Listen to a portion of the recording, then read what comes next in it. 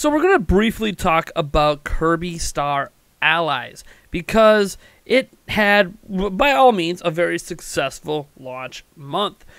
Kirby Star Allies released last month on March 16th, and now the MPD report came out, and it turns out that it is the 4th best-selling game of the month, and it is one of the few games on that list that is console exclusive. Mario Kart 8 also ended up making the top 10, showing that Mario Kart 8 really does have long-term legs. I mean, we're a year out from launch, still in the top 10. That's amazing. Now, Kirby Star Allies probably won't be in the top 10 for this month or next month or the month after. That's just Kirby does not traditionally have that long tail of sales. But I want to talk about this because I feel like there's a little bit of misreporting and some misunderstandings going out there. Now, to credit, some journalists and some media have done the legwork and gotten this correct, but a lot of YouTubers and even certain media outlets have not done a very good job clarifying this. So keep in mind, I do not want to crap all over Kirby Star Allies' success. I actually really enjoy Kirby Star Allies, so I have nothing against, well, anyone when it comes to Kirby Star Allies. But, and this is a big but, I do need to clarify something that people tend to overlook. Because right now, Kirby Star Allies is being touted as being the most successful Kirby launch of all time. In fact, the quote that's going around is that Switch Side-Scroller had a 90% better debut month than 2002's Kirby's Nightmare in Dreamland, which last held that distinction. But here's the thing. When you dig deeper into it, that 90% better debut is in terms of revenue. Now, this is important when you're talking about revenue. Now, this isn't even net profits. This is just money made. This is important to note because, no, Kirby Star Allies didn't actually outsell the debut month of Kirby Nightmare in Dreamland. Let me explain. So, Kirby Nightmare in Dreamland, when it released for $30. $29.99 to be more exact. And what did Kirby Star Allies release at? Oh, right, $59.99. So it had a 100% markup over the top of Kirby Nightmare in Dreamland. Now, go back and look at that revenue. It had a 90% better month than 2002's Kirby Nightmare in Dreamland. Well, to equal the sales in terms of units for Kirby Nightmare in Dreamland's debut month, it would need a 100% better debut month because the game costs 100% more than Kirby's Nightmare in Dreamland. So, no, Kirby Star Allies isn't technically the best-selling in terms of units Kirby game, at least in its debut month. It is the second best behind Kirby Nightmare in Dreamland. Now, that, it seems like such a minor thing, but it's really not, because I've had a lot of people tweeting at me. I even had 2 emails about this, believe it or not. Kirby Star Allies, a game that flew under a lot of people's radar. Some people don't think it's that great. I happen to think it's pretty good, but it is one of those, it's another Kirby game. It's not exactly innovative. It's just kind of fun.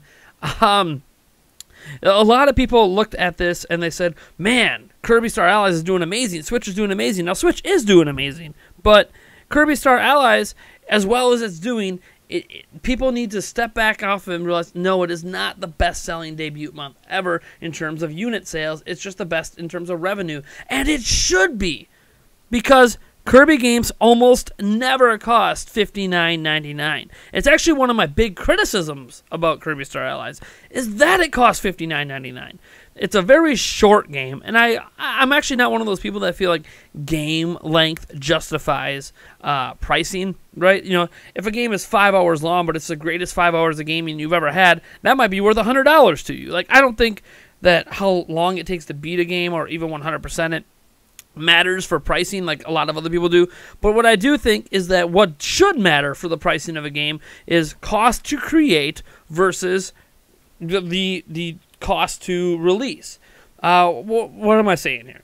Super Mario Odyssey, Breath of the Wild, clear AAA games that Nintendo invested a decent amount of money in. Not as much as, say, EA invests in Madden, or Ubisoft invested in Assassin's Creed, or heck, even EA when they invested in A Way Out, which EA saw 0 profit margins from, by the way. That was just them giving money to a studio, which never happens. Maybe they're trying to build up goodwill. I don't know.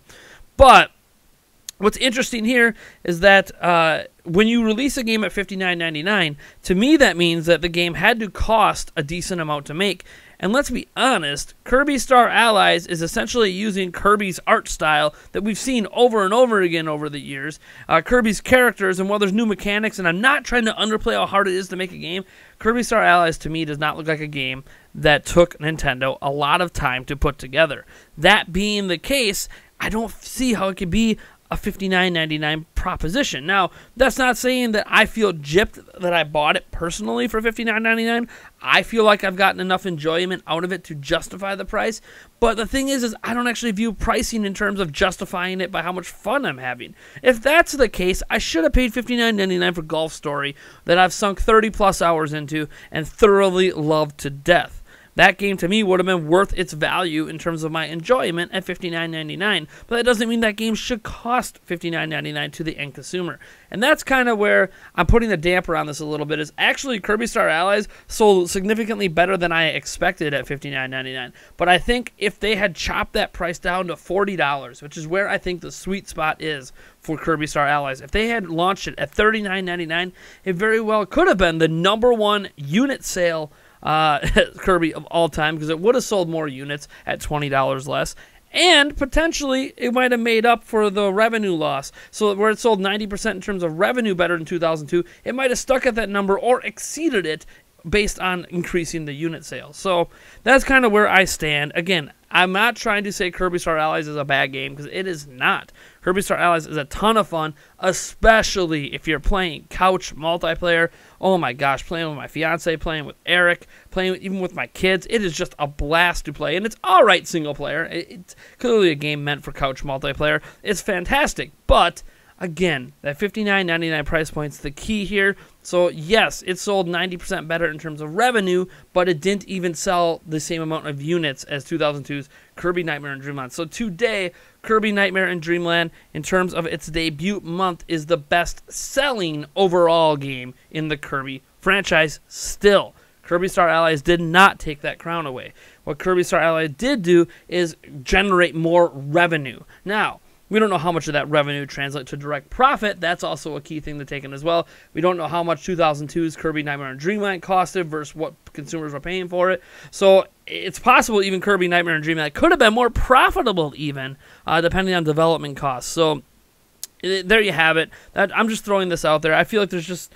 I'm not trying to crap on other outlets, but it's easy to frame people's thoughts around, because outlets like VentureBeat and other people are going to argue they didn't misreport it, because it still is the 90% better debut month than 2002's Kirby Nightmare in Dreamland. But without that piece of information that it's just about revenue, not about unit sales, I feel like it misleads people intentionally or even unintentionally.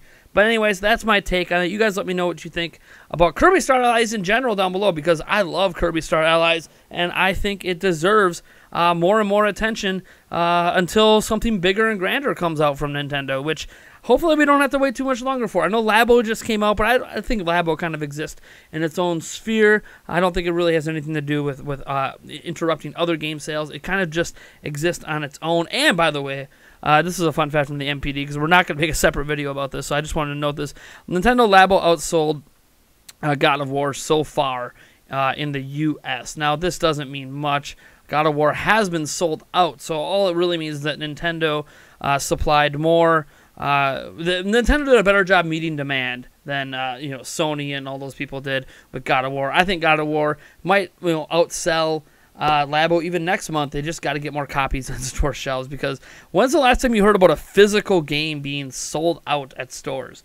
That just doesn't happen. So the demand for God of War is insane, but Nintendo just did a better job meeting demand with Labo. Anyways, folks, I'm Nathaniel Rovagents from Nintendo Prime, and if you like this video, you know what to do, and if you dislike the video, hit that dislike button, subscribe for more content, and I will catch you guys in the next one.